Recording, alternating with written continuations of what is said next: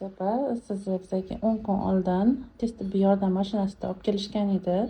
Undagi holatingiz ancha og'irroq edi. MRTlaringizni ko'rsak, 1 santimetrli grijja edi. Shu holatingizga bitta protsedurani o'zidan keyin siz o'z oyog'ingiz bilan yurib chiqib ketdingiz. Shu haqida batafsil ma'lumot bersangiz. Mana grijani olib stolida olib kelishuvdi, nasitalarga ko'tarib kelishuvdi. Bitta muolaja oldim. Elektroterapiya, miyoterapiya,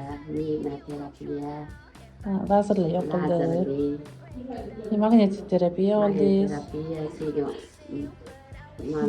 Manual terapiya. terapiya oldim. Keyin bu yerda men o'zim birinchi kunni o'zidayoq yurib oyog'im bilan chiqib ketdim. Hammaga rahmat.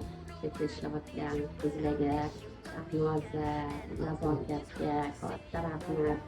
Ularning shirin so'zligini o'zi sizlarni bu yerdan davolab chiqara oladi. Joni sog'.